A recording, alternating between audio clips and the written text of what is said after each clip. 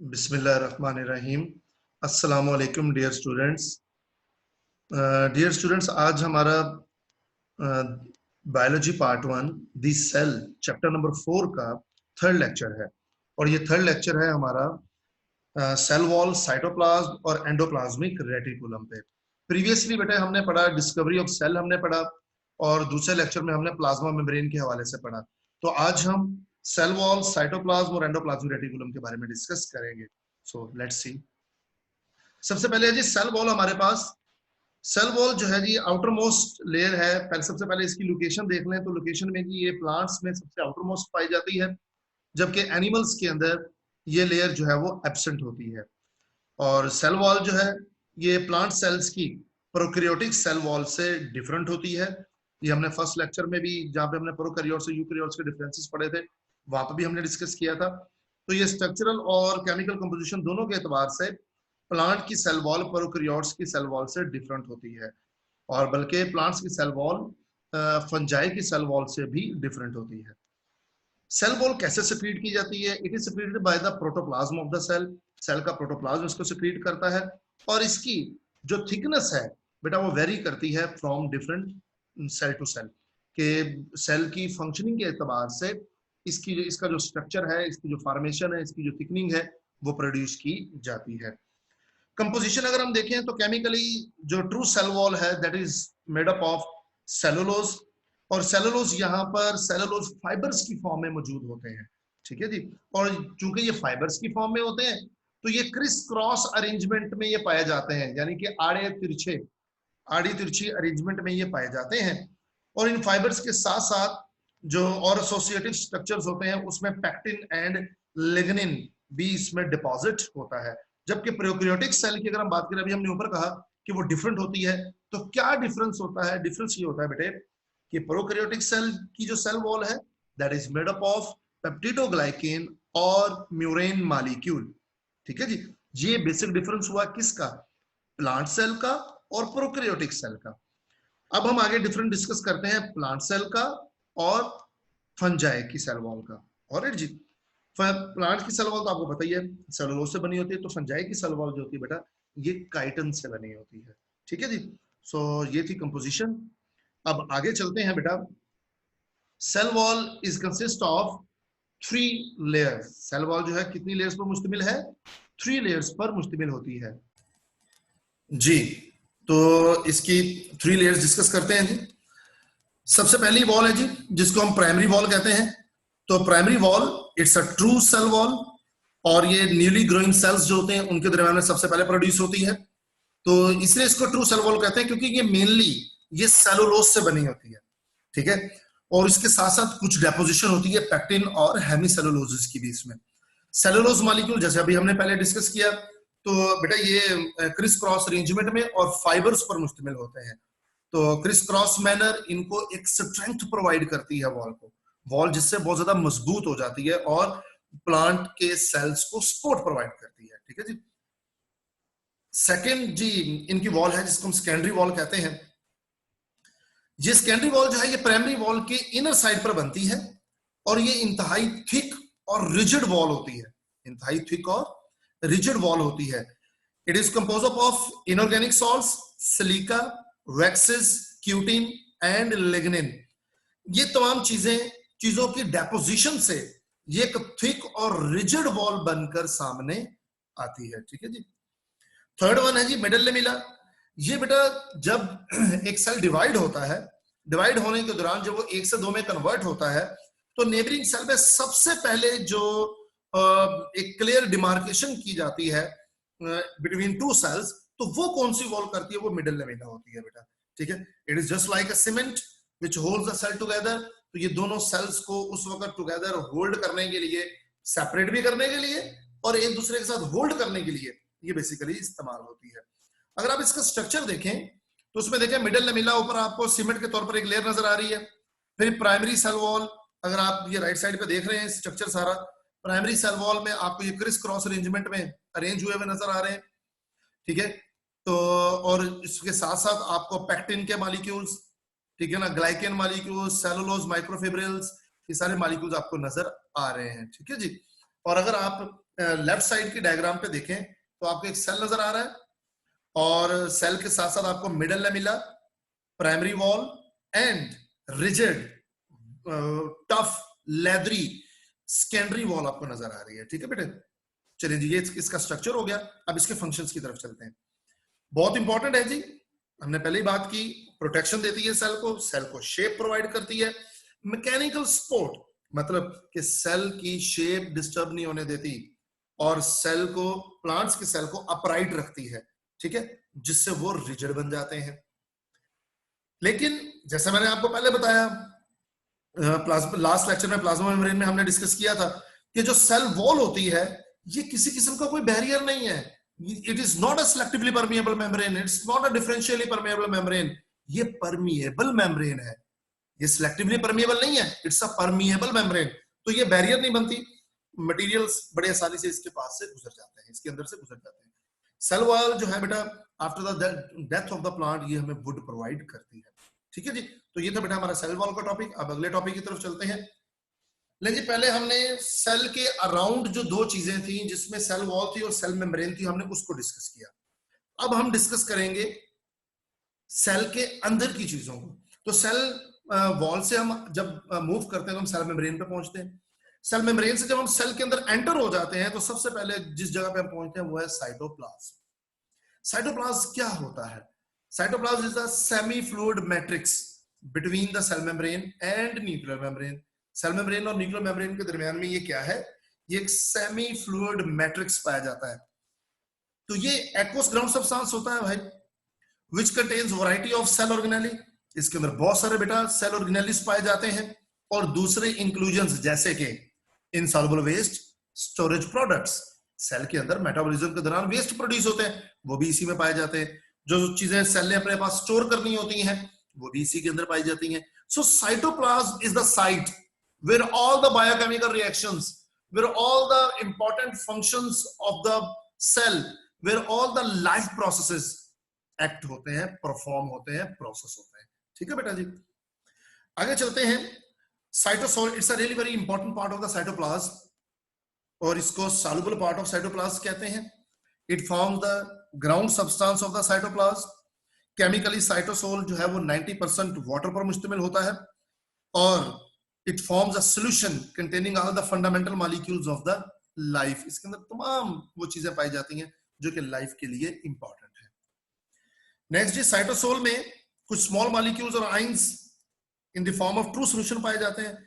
लेकिन कभी कभार ऐसा होता है कि साइटोसोल के अंदर लार्ज मॉलिक्यूल्स पाए जाते हैं जो कोलाइडल सॉल्यूशन बनाते हैं। ठीक है जी, और ये कोलाइडल सॉल्यूशन दो तरह का हो सकता है बेटा, ये बड़ा इंपॉर्टेंट एमसीक्यू भी है, शॉर्ट क्वेश्चन में भी पूछा जाता है। कोलाइडल सॉल्यूशन दो तरह का हो सकता है, नॉन विस्कस भी हो सकता है, विस्कस भी हो सकता है।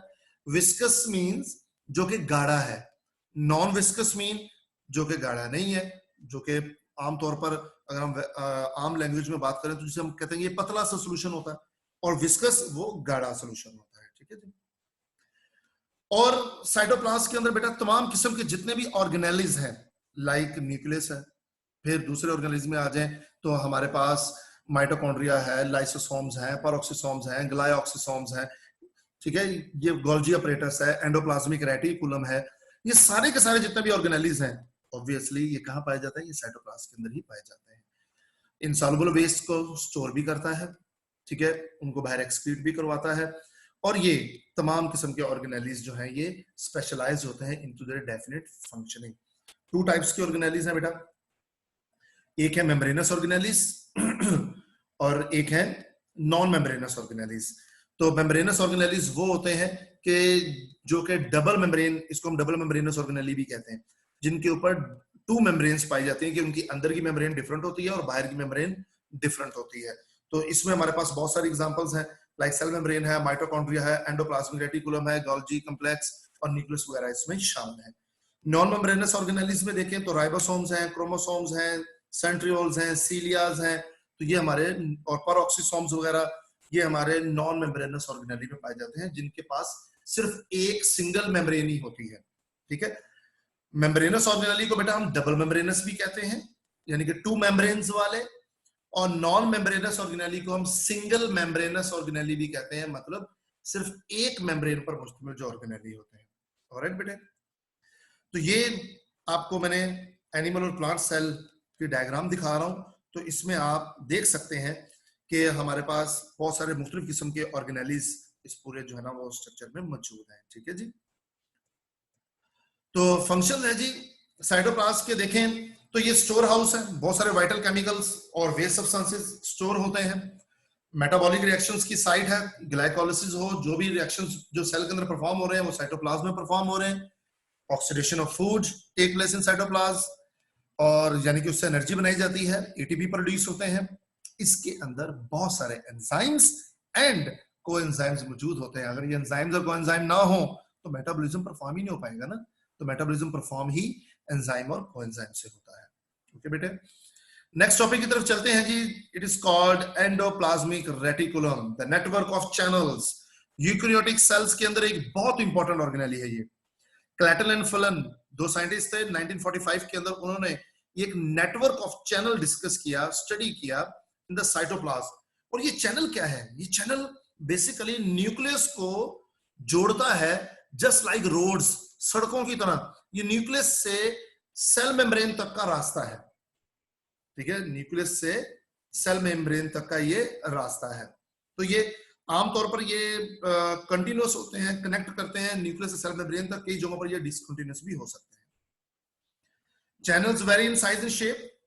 ठीक है, मटेरियल्स जो कि प्रेजेंट होते हैं इन चैनल्स के अंदर, उनको हम मुख्तलिफ ट्यूबुलर मेम्ब्रेन्स के जरिए सेपरेट होती हैं, और ये डबल मेम्ब्रेन पर मुश्तमिल है। इनकी भी इनर मेम्ब्रेन होती है, और इसकी इनर मेम्ब्रेन को कहते हैं सिस्टर्नी। ठीक है जी। हमारे पास यहाँ पे बेटा इस चैप्टर में हम 2 से 3 नाम हम इनर मेम्ब्रेन्स के याद करेंगे, जिसमें ये पहला नाम है सिस्टर्नी। ठीक है जी। ड्यू टू मॉर्फोलॉजी अगर हम देखें तो इनकी 2 टाइप्स हैं।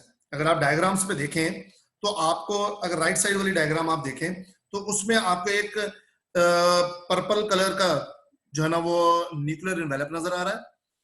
फिर मैरूनिश कलर की आपको नजर आ रहे हैं, जिसमें जो है ना वो साथ साथ कुछ डॉटेड आपको पॉइंट्स नजर आ रहे हैं।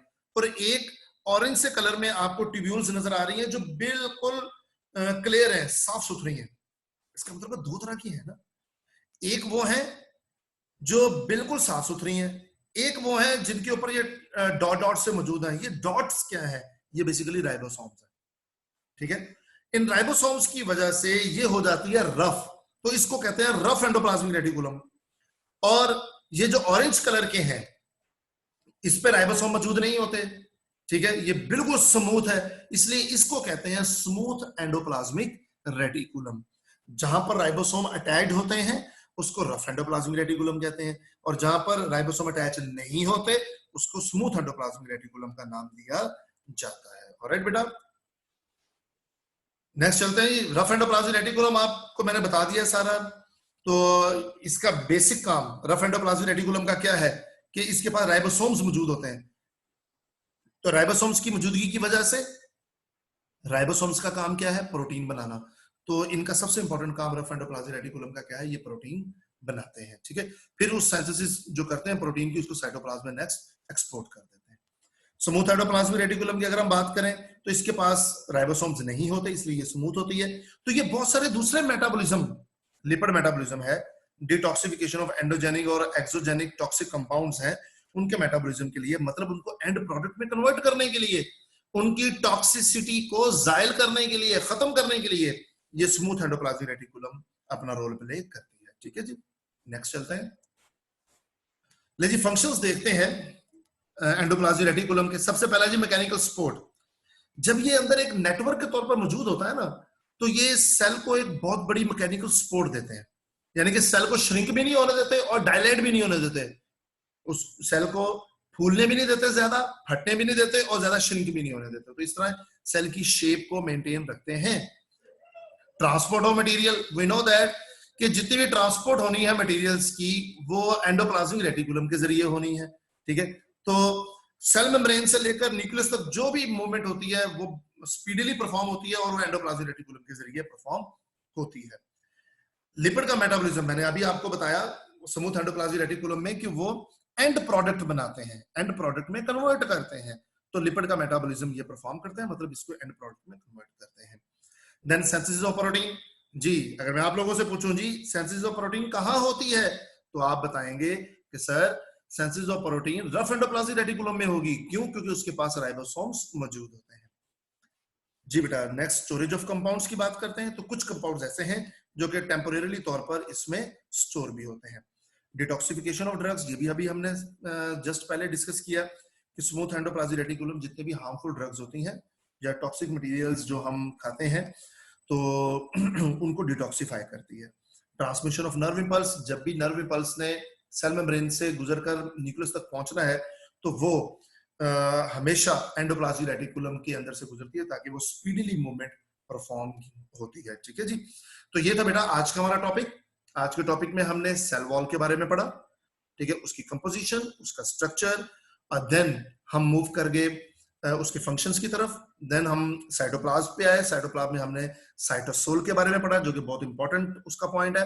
फिर हमने उसके साइटोप्लाज्म के फंक्शंस पढ़े। Then we move towards endoplasmic reticulum, उसकी दोनों टाइप्स पढ़ी हमने, उसका स्ट्रक्चर देखा, उसकी जो इनर मेम्ब्रेन है उसको सिस्टर्नी कहते हैं।